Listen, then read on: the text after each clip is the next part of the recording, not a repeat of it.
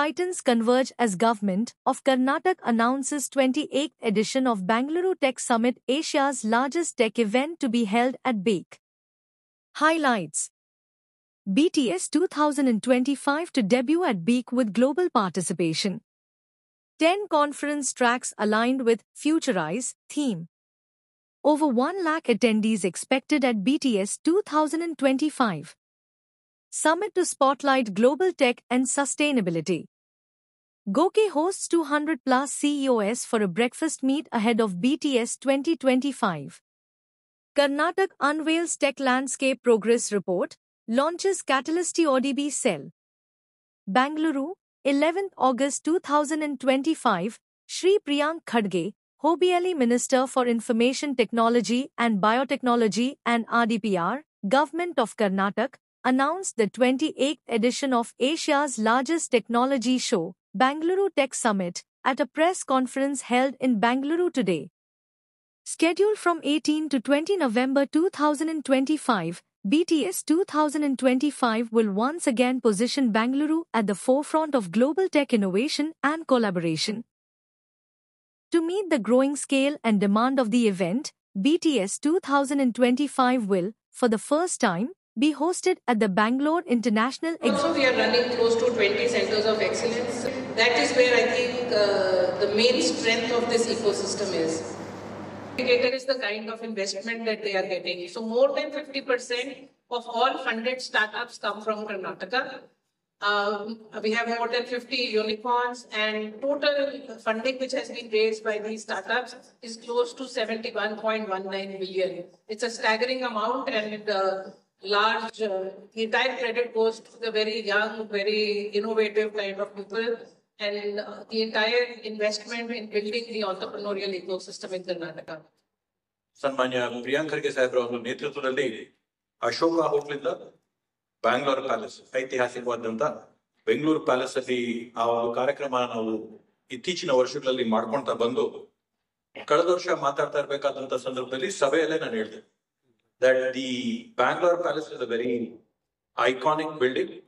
ಅದಕ್ಕೆ ಜಾಗ ಸ್ಥಳದ ಕೊರತೆ ಆಗುತ್ತೆ ಅಂತ ಹೇಳಿ ಈ ಬಾರಿ ಅದನ್ನ BIECಗೆ ಶಿಫ್ಟ್ ಮಾಡಿ ಇನ್ನೂ ಒಂದು ದೊಡ್ಡ ಪ್ರಮಾಣದಲ್ಲಿ ಭಾಗವಹಿಸಕ್ಕೆ ಬೇರೆ ಬೇರೆ ರಾಷ್ಟ್ರಗಳಿಂದ ಬರುವಂತದ್ದಾಗಿರ್ಬೋದು, ಈ ದೇಶದಲ್ಲಿ ಬೇರೆ ರಾಜ್ಯಗಳಿಂದ ಬರುವಂತವಾಗಿರ್ಬೋದು, ಇವರೆಲ್ಲರ ಸಂಖ್ಯೆ ಜಾಸ್ತಿಯಾಗಿ ಈ ಬಾರಿ ನಾವು 18, 19, 20 ಈ 3 ದಿವಸದಲ್ಲಿ ಹತ್ರ 1 ಲಕ್ಷ ಜನ ಈ ಒಂದು ಕಾರ್ಯಕ್ರಮದಲ್ಲಿ ಬಂದು ಭಾಗವಹಿಸ್ತಾರೆ ಅನ್ನೋ ಒಂದು ನಿರೀಕ್ಷೆ ಎಲ್ಲ 100% ವಿಶ್ವಾಸ ಇಟ್ಕೊಂಡಿದೀವಿ. ಆ ವಿಶ್ವಾಸಕ್ಕೆ ತಕ್ಕಂಗೆ ಆಗತ್ತೆ ಅಂತದ್ದು ಕೂಡ ನಾವು ನಮ್ಮಲ್ಲಿರ್ತಕ್ಕಂಥ ಇತ್ತೀಚೆಗೆ ಬೆಳಗಾವಿಯಲ್ಲಾಗಿರ್ಬೋದು, ಹುಬ್ಬಳ್ಳಿಯಲ್ಲಾಗಿರ್ಬೋದು, ಮಂಗಳೂರಲ್ಲಾಗಿರ್ಬೋದು, ಮೈಸೂರಲ್ಲಾಗಿರ್ಬೋದು, ಇಲ್ಲಿ ಮಾಡಿದಂತ ರೋಡ್ ಶೋ ಕಾರ್ಯಕ್ರಮಗಳಲ್ಲಿ ಜನರ ಒಂದು ಕೊಟ್ಟಿರ್ತಕ್ಕಂಥ ಪ್ರತಿಕ್ರಿಯೆ ನಾವು ನೋಡಿದ್ವಿ.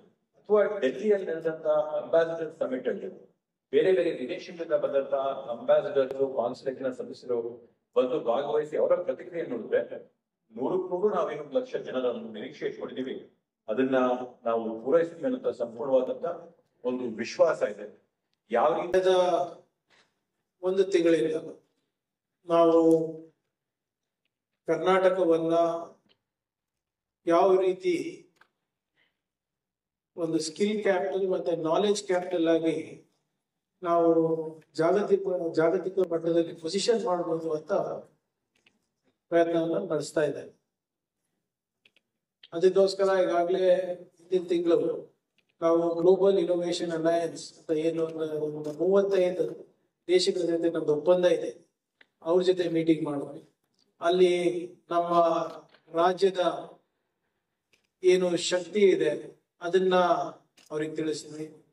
ಅದಾದ್ಮೇಲೆ ಮೊನ್ನೆ ಆಗಸ್ಟ್ 1ನೇ ತಾರೀಕು ಡೆಲ್ಲಿನಲ್ಲಿ ಬ್ರಿಡ್ಜ್ ಟು ಬೆಂಗಳೂರು ಅಂದ್ಬಿಟ್ಟು ಒಂದು ವಿಭಿನ್ನವಾದಂತ ಕಾರ್ಯಕ್ರಮ, ಬಹುಶಃ ದೇಶದಲ್ಲೇ ಮೊದಲನೇ ಬಾರಿ ಮುಖ್ಯಮಂತ್ರಿಗಳು ಹಾಗೂ ಉಪಮುಖ್ಯಮಂತ್ರಿಗಳು ರಾಜ್ಯದ್ದು ಎಲ್ಲ ಡೆಲ್ಲಿನಲ್ಲಿರುವಂತ ಎಲ್ಲಾ ರಾಯಭಾರಿಗಳಿಗೂ ಕೂಡ ಆಹ್ವಾನ ನೀಡಿ ಸುಮಾರು 120ಕ್ಕಿಂತ ಹೆಚ್ಚು ದೇಶದ ರಾಯಭಾರಿಗಳಿರ್ಬೋದು, ಕೌನ್ಸಿಲ್ ಜನರಲ್ಸ್ ಇರ್ಬೋದು ಅಥವಾ ಸೆಕೆಂಡ್ ಇನ್ ಕಮಾಂಡ್ ಇರ್ಬೋದು, ಅವರನ್ನ ಉದ್ದೇಶಿಸಿ ಕರ್ನಾಟಕದ ಅಡ್ವಾಂಟೇಜ್ ಏನು, ಕರ್ನಾಟಕದಲ್ಲಿ ಬಂಡವಾಳ ಹಾಕಿದ್ರೆ ಅವರಿಗೆ ಲಾಭ ಏನು, ಮತ್ತೆ ವಿಶೇಷವಾಗಿ ನಮ್ಮ ರಾಜ್ಯದ ನೀತಿಗಳಿರ್ಬೋದು, ಯೋಜನೆಗಳಿರ್ಬೋದು, ಮಾನವ ಸಂಪನ್ಮೂಲಗಳ ಬಗ್ಗೆ ಇರ್ಬೋದು, ಇವೆಲ್ಲದ ಬಗ್ಗೆನೂ ಒಂದು ಅರಿವು ಮೂಡಿಸುವಂತ ಕಾರ್ಯಕ್ರಮ ಮಾಡಿದೆ.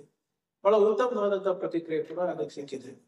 ಅದು ಬರೇ ಇನ್ಫಾರ್ಮೇಶನ್ ಟೆಕ್ನಾಲಜಿ, ಬಯೋಟೆಕ್ನಾಲಜಿ ಅಂತ ಮ್ಯಾನುಫ್ಯಾಕ್ಚರಿಂಗ್ ಇರ್ಬೋದು, ಟೂರಿಸಂ ಇರ್ಬೋದು, basically any economic activity, how we can partner with the different countries ಅಂತ ಯಾರು ಚೇರ್ಮನ್ಗಳಿರ್ತಾರೆ ಅಥವಾ ಸಿಇಒಗಳಿರ್ತಾರೆ, MD ಅವ್ರ ಜೊತೆ ಪ್ರತಿ ವರ್ಷ ನಾವು ಒಂದು ಸಂವಾದ ನಡೆಸ್ತೀವಿ.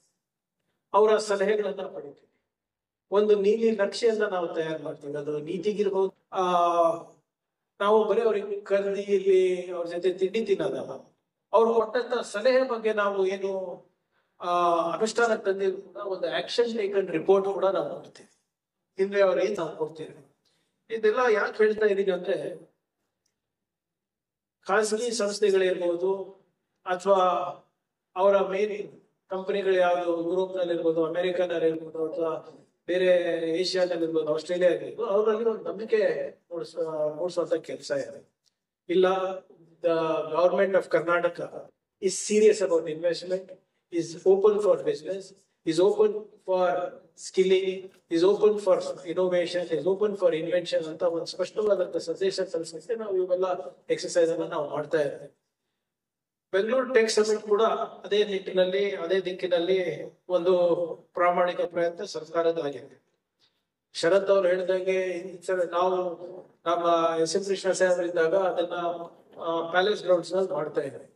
ಅದಾದ್ಮೇಲೆ ಸಕ್ಸೆಸಿವ್ ಗವರ್ಮೆಂಟ್ಸ್ ಬಂದ್ಬಿಟ್ಟು ಅದನ್ನ ಪ್ಯಾಲೇಸ್ ಗ್ರೌಂಡ್ಸ್ ಇಂದ ತೆಗೆದ್ಬಿಟ್ಟು ಅಶೋಕ್ ಹೋಟೆಲ್, ಲಲಿತ್ ಅಶೋಕ್ ನಲ್ಲಿ ಮಾಡಕ್ ಪ್ರಾರಂಭ ಮಾಡಿದ್ವಿ. ನಾವು ಸರ್ಕಾರ ಬಂದ್ಮೇಲೆ ಮತ್ತೆ ಹೋದ್ ಬಾರಿ ಅಂದ್ರೆ 2017ರಲ್ಲಿ around the 7th or 8th largest technology cluster. ಈಗ ನಾವು 4ನೇ ಸ್ಥಾನ. ನಾವು ವಾದ ಮಾಡಿದ್ರೆ ಇಷ್ಟು ದೊಡ್ಡ ಮಾನವ ಸಂಪನ್ಮೂಲ ಇಟ್ಕೊಂಡು ಇಷ್ಟೆಲ್ಲ ಒಳ್ಳೆ ಕೆಲಸ, ಲಕ್ಷ ಕೋಟಿ ಗಟ್ಟಲೆ ನಾವು ಸಂಪಾದನೆ ಮಾಡ್ಬಿಟ್ಟು ಈ ವಲಯದಲ್ಲಿ ನಾವು ಬಂಡವಾಳಕ್ಕೆ ನಾವು ಸರಿಯಾಗಿ ನಾವು ಬಿಂಬಿಸ್ತಾ ಇಲ್ಲ ಅಂತ ನಾವು ಮುಖ್ಯಮಂತ್ರಿ ಸಿದ್ದರಾಮಯ್ಯ ಸಾಹೇಬ್ ಮುಖ್ಯಮಂತ್ರಿಗಳಿಗೆ ಹೇಳುವಾಗ ಆಯ್ತಪ್ಪ ಪ್ಯಾಲೇಸ್ ಅಲ್ಲಿ ಮಾಡೋಣ ಅಂತ ಪ್ಯಾಲೇಸಿಗೆ ಮತ್ತೊಮ್ಮೆ ನಾವು ಮೂವ್ ಆದ್ವಿ.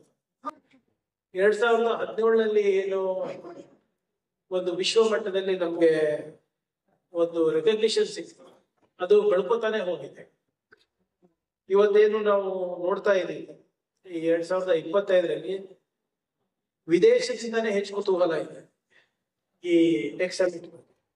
ಅದಕ್ಕೆ ಈ ಸರಿ ನಾವು ಕೂಡ ಶರತ್ ಅವ್ರು ಹೇಳ್ದಂಗೆ ಕುತೂಹಲ ಜಾಸ್ತಿ ಇದೆ, ಜನರು ಜಾಸ್ತಿ ಬರ್ತಾರೆ. ಅದಕ್ಕೆ ಪ್ಯಾಲೇಸ್ ಇಂದ ಹೊರಗೆ ಬ್ಯಾಂಗ್ಳೂರ್ ಇಂಟರ್ನ್ಯಾಷನಲ್ ಸೆಂಟರ್ ನಲ್ಲಿ, ಎಕ್ಸಿಬಿಷನ್ ಸೆಂಟರ್ ನಲ್ಲಿ ಮಾಡ್ಬೇಕು ಅಂತ ಸ್ವಲ್ಪ ಇನ್ನ ಹೆಚ್ಚು ಪ್ರೊಫೆಷನಲಿಸಮ್, ಇನ್ನ ಹೆಚ್ಚು ಜನರು ಅನುಕೂಲ ಆಗುತ್ತೆ. ಮತ್ತೆ ಮೆಟ್ರೋ ಕನೆಕ್ಟಿವಿಟಿ ಇರೋದ್ರಿಂದ ಎಲ್ಲರಿಗೂ ಅನುಕೂಲ ಕೂಡ ಆಗುತ್ತೆ ಅಂದ್ಬಿಟ್ಟು ಅಲ್ಲಿ ನಾವು ಹೋಗ್ತಾ ಇದ್ದೀವಿ. ಸೊ ಬೇರೆ ಬೇರೆ ತಂತ್ರಜ್ಞಾನ ಏನ್ ಬರ್ತಾ ಇದೆ, it is causing huge disruption in sectors. ಅದು ಹೆಲ್ತ್ ಸೆಕ್ಟರ್ ಇರ್ಬೋದು, ಲೈಫ್ ಸೈನ್ಸ್ ಸೆಕ್ಟರ್ ಇರ್ಬೋದು, ಪ್ರೊಸೆಸಸ್ ಇನ್ ಇನ್ಫಾರ್ಮೇಶನ್ ಟೆಕ್ನಾಲಜಿ ಇರ್ಬೋದು, ಏರೋಸ್ಪೇಸ್ ಇರ್ಬೋದು, ಮರೈನ್ ಬಯೋಟೆಕ್ ಇರ್ಬೋದು, ಹೀಗೆ ಎಲ್ಲಾ ವಲಯದಲ್ಲೂ ಸಾಕಷ್ಟು ಡಿಸ್ರಪ್ಷನ್ ಆಗ್ತಾ ಇದೆ. ಸೊ ಆ ಡಿಸ್ರಪ್ಷನ್ ಅನ್ನ ಹೇಗೆ ಎದುರಿಸ್ಬೇಕು, ಮತ್ತೆ ನಾವು ಒಂದು